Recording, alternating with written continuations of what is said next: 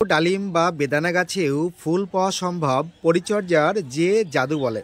দেখুন বন্ধুরা, আমার এই গাছটি কিন্তু ছোট্ট একটি চারা গাছ, মাটিতে 3 মাস আগে আমি সেট করেছি। সেই গাছে কিন্তু এখন নতুন কুশিগুলিতে ফুল আসতে শুরু করে দিয়েছে। এবার যেহেতু আমার এই বছরের প্রথম গাছ এবং তার বয়স এখনও 1 বছর পূর্ণ হয়নি, এবার এই গাছে ফুল যেহেতু চলে এসছে, আমি এই ফুলগুলি প্রথম অবস্থায় কিছুটা রাখবো। ফল সেট হয়ে গেলে আমি একটি ফল গাছে রেখে দেব। এবার আপনাদের গাছের ক্ষেত্রে যদি বয়স 1 বছরের বেশি হয়, অর্থাৎ 1.5 বছর বা 2 বছর হয়ে গেছে, সেই ক্ষেত্রে আপনাদের বলবো আপনারা চাইলে গাছে ফল নিতে পারেন, তাতে অসুবিধা নেই। কিন্তু যদি 1 বছরের নিচের বয়সের গাছ হয়, সেই ক্ষেত্রে আমি ফল নেওয়ার ক্ষেত্রে 1টি বা 2টি ফলের বেশি নিতে বারণ করব। কারণ বেশি পরিমাণে যদি ফল গাছে টিকে যায় এবং সেই ফল যদি গাছে নিই, তাহলে কিন্তু গাছ ফলের দিকে নজর দিতে গিয়ে তার যে সার্বিক যে উন্নতি অর্থাৎ ডেভেলপমেন্ট গাছের, সেই জায়গাটা কিন্তু থমকে যাবে। সেই বিষয়টা অবশ্যই আমাদের ভাবতে হবে। কারণ চারা গাছ তার থেকে বেশি ফল প্রথম অবস্থায় নেওয়া একদম উচিত নয়। এই বিষয়টি অবশ্যই একটু ভালো করে বোঝার চেষ্টা করবেন। এবার মূল কথায় আসি যে আপনাদের গাছের বয়স যদি 1.5 বছর বা 2 বছর হয়ে যায়, যদি ফুল না আসে, তাহলে কিভাবে পরিচর্যা করলে আমরা গাছে ফুল পেতে পারি। এবার আপনারা যদি চারা গাছ বসিয়ে থাকেন, সে বিষয়টি আলাদা। যদি কেউ না বসিয়ে থাকেন, হয়তো বসাবেন ভবিষ্যতে, তাদের জন্য একটু বলে রাখি হালকা করে যে মাটি যখন তৈরি করবেন, অবশ্যই কিন্তু মাটিতে শুধু পুরনো গোবর সার রাখবেন না। অনেকেই মাটি সেট করবার সময় যে শুধু পুরনো গোবর সার দিয়ে আর বাগানের সাধারণ মাটি দিয়ে শিংকুচি, হাড়গুঁড়ো এগুলি ইত্যাদি ইত্যাদি মিশিয়ে টবের মাটিতে গাছ বসিয়ে দেন। এবার কি হয়, শুধু গোবর সার দিয়ে মাটি তৈরি করলে সেক্ষেত্রে গাছের গ্রোথ ভালো আসবে, এটা নিয়ে ভাববার কোনো বিষয় নেই। কিন্তু গাছে ফুল কতটা পাবো সেই বিষয় নিয়ে কিন্তু আমাদের একটা চিন্তায় থাকতে হবে।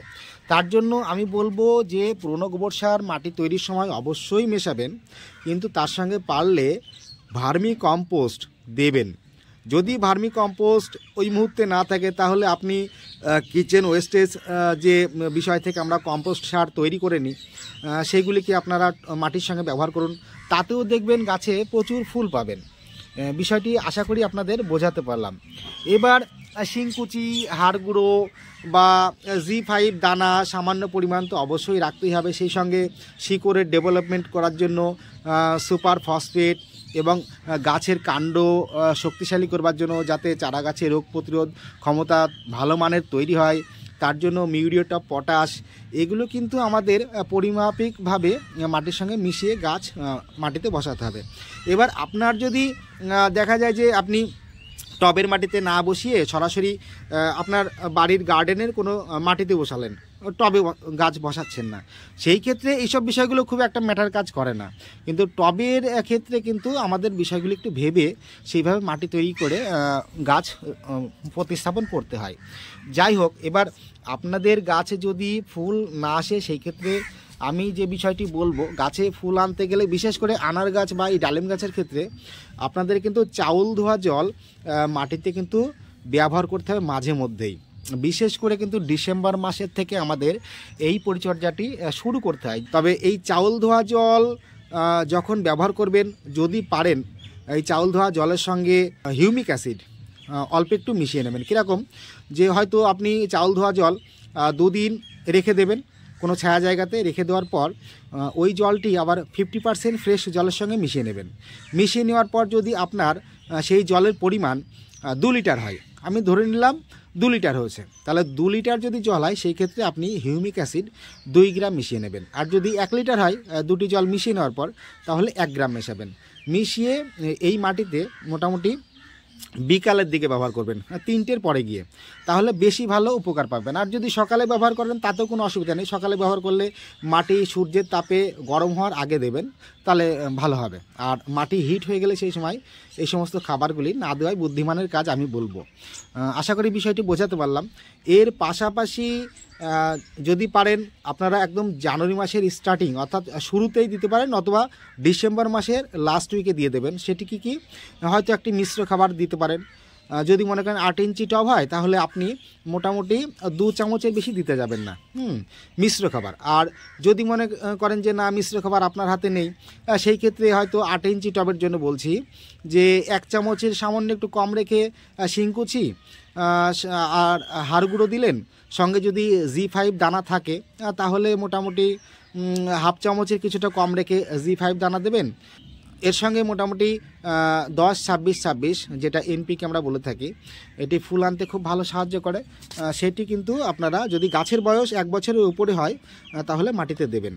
আর যদি চারা গাছ হয় তাহলে কিন্তু এই 10-26-26 এই সমস্ত রাসায়নিক সারগুলি প্রথম লগ্নে আমরা ব্যবহার করতে যাব না, এই বিষয়ে সাবধান থাকবো। সেই ক্ষেত্রে কী করব? সেই ক্ষেত্রে যদি অনেকে আবার জানতে চাইছেন যে জৈবিক উপায়ে কিছু বলুন দাদা। জৈবিক উপায় বলতে গাছে ফুল আনার জন্য জৈবিক পদ্ধতিও রয়েছে, এবং জৈবিক পদ্ধতি করলে আমাদের সুবিধা কী? সুবিধা হচ্ছে জৈব পদ্ধতির প্লাস পয়েন্ট হচ্ছে গাছে রোগ পোকার আক্রমণটা কম আসে। আর রাসায়নিক সারের মাধ্যমে গাছে ফুল ফল আনার জন্য আমাদের দিতে হয়, সেই ক্ষেত্রে কি হয়, গাছের যে টেম্পার রোগ প্রতিরোধ ক্ষমতা একটু হলেও কমজোরি হয় বা কমে যায়। সেই ক্ষেত্রে হয়তো পোকামাকড় গাছে আসে।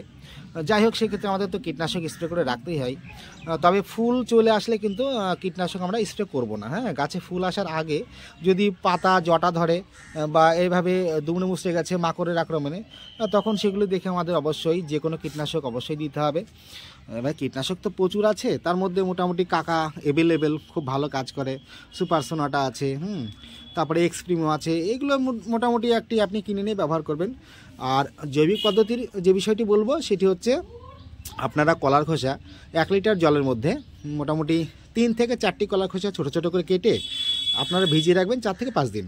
ভিজিয়ে রাখার পর সেই জলটি আবার ফ্রেশ 1 লিটার জলের সঙ্গে মিশিয়ে নিয়ে মোটামুটি আপনি গাছে 150 ml বা 200 ml করে মাঝে মধ্যেই ব্যবহার করে রাখবেন। সেটি চাইলে আপনি 15 দিন অন্তর করতে পারেন বা মাসে 1 দিন দিতে পারেন। যদি মনে করেন না আমি মাসে 3 দিন দেবো, তাহলে 10 দিন গ্যাপ দিয়ে দেবেন। এর পাশাপাশি আপনারা রসুনের মানে খোসা ভিজিয়ে রেখে সেই জলটি ছেঁকে নিয়ে তার সঙ্গে আরও 50% ফ্রেশ জল মিশিয়ে নিয়ে মাটিতে ব্যবহার করুন, তাতেও খুব ভালো ফুল আনতে সাহায্য করবে।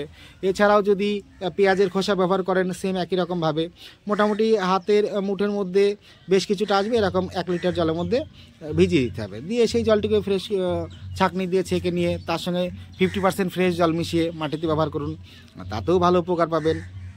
এবার যদি আপনার কাছে এই শুকনো খোসাগুলি না থাকে তাহলে আপনি 50 গ্রাম সাইজের একটি পেঁয়াজ নিয়ে নিন, নিয়ে সেটিকে কুচি কুচি করে কেটে 1 লিটার জলের মধ্যে 5 দিন ভিজিয়ে রেখে দিন।